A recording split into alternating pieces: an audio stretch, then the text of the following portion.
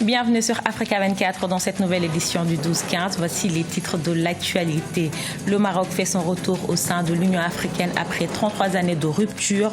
Le Royaume avait quitté l'Organisation de l'Unité africaine en 1984 pour marquer son désaccord sur le dossier du Sahara occidental.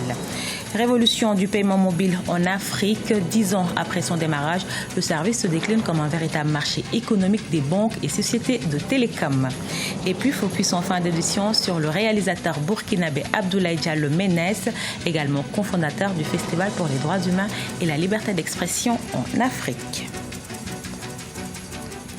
C'est une journée historique pour l'Union africaine. Après 33 ans d'absence, le royaume chérifien fait son retour au sein de l'organisation panafricaine. Le Maroc accepte désormais sans condition les principes et les objectifs contenus dans l'acte constitutif de l'institution.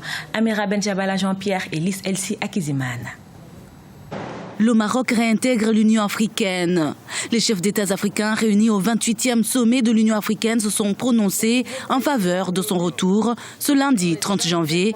Le royaume chérifien avait quitté l'OUA, l'Organisation de l'Unité africaine, en 1984 pour protester contre l'adhésion de la République arabe sahraoui démocratique avec qui il se dispute le territoire du Sahara occidental. Plus de 30 ans après, sans poser de conditions, le royaume chérifien a exposé sa volonté de reprendre sa place naturelle au sein de l'organisation panafricaine. Les débats ont été longs et houleux, mais ont finalement abouti à un consensus. Même si le Maroc ne le dit pas, il suffit de voir comment la fête qui a été faite, a été organisée par la diplomatie marocaine, etc. Il y a un arrière-plan très politique. Le Maroc revient sans poser de conditions, ce qui était nouveau. Quand il est sorti, quand le Maroc est sorti, pendant plusieurs années, il a posé comme condition de sa réadhésion à l'organisation la sortie de la République arabe sahraoui démocratique. Aujourd'hui, elle ne pose plus cette condition-là, et plus encore, elle ne pose même pas de réserve à l'article 2 de la charte de l'Union africaine, qui pose comme un des principes majeurs de l'organisation le respect des frontières issues de la colonisation. Un retour sans condition donc. Pourtant, le Maroc n'a pas changé sa politique sur le Sahara occidental et continue d'en occuper 80%. Une présence légitime pour certains, illégale pour d'autres. Des prises d'opposition qui ne facilitent pas l'intégration continentale, pourtant souhaitée par le fondateur de l'Union africaine. C'est au chef d'État d'être ferme sur la reconnaissance de la RASD. C'est à la RASD aussi de jouer le jeu et d'accepter de discuter. Mais là-dessus, c'est le Maroc qui était catégorique. Et je pense que nous allons vers la résolution du conflit en s'appuyant, et moi, c'est l'option que je retiens, sur le droit international. Un référendum d'autodétermination du Sahara occidental a été proposé pour régler cette question. Les différents protagonistes n'arrivant pas à s'entendre sur la composition des listes électorales. En attendant, le Maroc devient le 55e membre de l'Union africaine.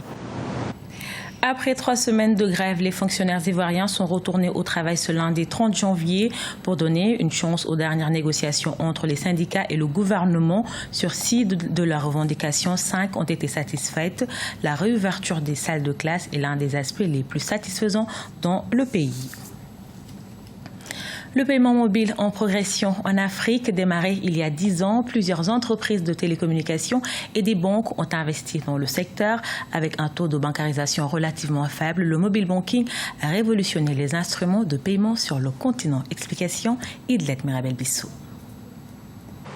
L'économie numérique en pleine expansion sur le continent avec le mobile money ou le paiement mobile. Les autorités normalisent peu à peu le secteur pour contrôler cette partie de l'économie. Au Bénin, par exemple, le préfet du littoral a instauré le mobile money dans les supermarchés pour combattre les attaques à main armée. Depuis le 17 octobre 2016, les achats d'une valeur égale ou supérieure à 50 000 francs CFA sont réglés par mobile money dans les supermarchés et hypermarchés de Cotonou. Cette mesure instaure l'usage des moyens de paiement dématérialisés dans les grandes surfaces commerciales. Par rapport au mobile banking, il faut dire qu'il y a des pays qui se démarquent, notamment les pays de l'Afrique anglophone. On a le Nigeria, le Kenya, on a la Tanzanie, on a l'Éthiopie, où le niveau de couverture de compte varie dans l'ordre de 120%. C'est assez intéressant.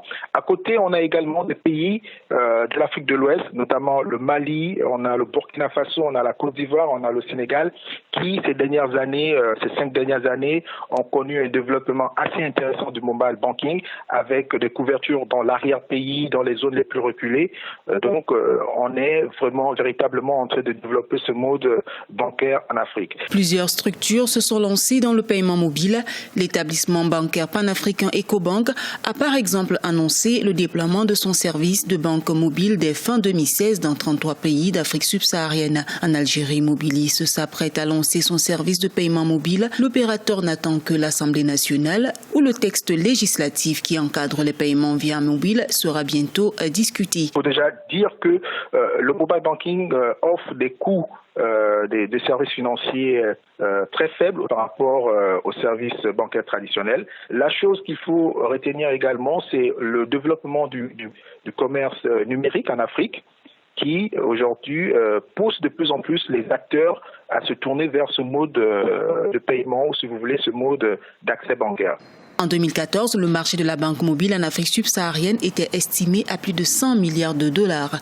En Tanzanie et au Kenya, les niveaux de couverture des comptes mobile money sont respectivement estimés à plus de 120% et 101%.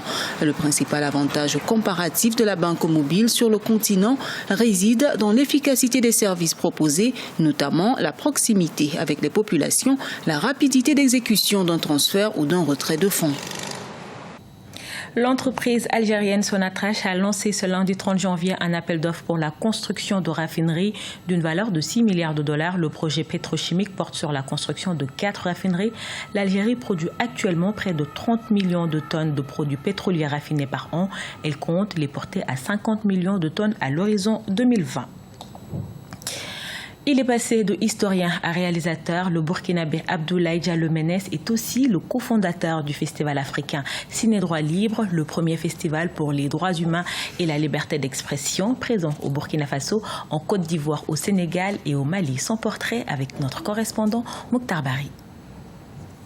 Que justice soit faite. Rien ne le prédestinait au métier de cinéaste lorsqu'en 1992, il entra à la faculté d'histoire de l'université de Ouagadougou. Fasciné par les travaux de l'historien sénégalais Cheikh Anta Diop, Abdoulaye Diallo, avec des camarades, met en place la génération Cheikh Anta Diop pour la revalorisation de l'Afrique en 1993. Il fit la connaissance de Norbert Zongo qui sera un déclic à sa carrière cinématographique. En effet, suite à l'assassinat de ce dernier, il co-réalise avec Luc Damiba et Gideon Vink un film, Boribana, le destin fatal de Norbert, en 2003. Film qui sera censuré au Burkina Faso malgré les succès dans plusieurs festivals dont Écran Noir à Yaoundé. J'aime souvent dire vive la censure parce que quand on a réalisé ce film sur l'assassinat de Julian Norbert Zongo, le film avait un bon succès parce que le film était quand même très bien fait. Il circulait dans la plupart des festivals au niveau international.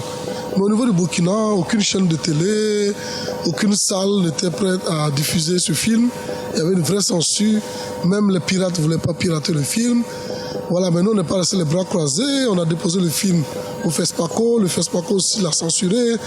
Et donc, ça crée un déclic. Pour contourner la censure, les co-réalisateurs eurent l'idée de créer un festival de films censurés, Ciné Droit Libre, en 2005. 14 ans après, c'est plus d'une dizaine de films réalisés et produits par Abdoulaye Diallo. Féru de musique jazz, il réalise un film documentaire sur le parcours de Bembeya Jazz National, un célèbre groupe musical guinéen, en 2006. Moi, j'aime pas trop parler des difficultés. Parce que pour moi, dans toute œuvre, il y a toujours des difficultés. Maintenant, pour y arriver, il faut déjà anticiper sur les difficultés et pouvoir les contourner. Donc nous, on met l'accent beaucoup plus sur comment contourner les difficultés que de les ressasser. J'aime pas trop ressasser les difficultés. Je sais que pour faire ce genre de cinéma, pour faire ce genre de festival, c'est pas tout le monde qui peut vous donner des financements, c'est pas tout le monde qui peut vous accompagner. Donc vous-même, il faut déjà savoir quel type de partenaire vous pouvez avoir, qui peut être sensible à l'action que vous menez, anticiper et se diriger vers les gens qui peuvent vous aider. Aujourd'hui, le festival de films Ciné Droit Libre, qui fait la promotion des films sur les droits humains, est présent au Burkina Faso, en Côte d'Ivoire, au Sénégal et au Mali. Gestionnaire du Centre national de presse Norbert Zongo depuis 18 ans, Abdoulaye Diallo est par ailleurs président du Festival de musique jazz à Ouaga et du Festival de la liberté d'expression Philep, qui se tiennent tous à Ouagadougou. Le tableau des demi-finales de la Coupe d'Afrique des Nations Gabon 2017 est désormais connu. Au programme de ce mercredi 1er février, le Burkina Faso, vice-champion d'Afrique 2013, va affronter l'Égypte, septuple vainqueur de la compétition. Jeudi 2 février, le Cameroun, qui n'avait plus atteint ce niveau depuis 2008, aura fort à faire face au Ghana qui dispute sa 6e demi-finale d'affilée. Ce journal a été réalisé par l'ensemble de la rédaction. Nous vous remercions pour votre fidélité. Dans un instant, une nouvelle édition de l'actualité sur Africa 24.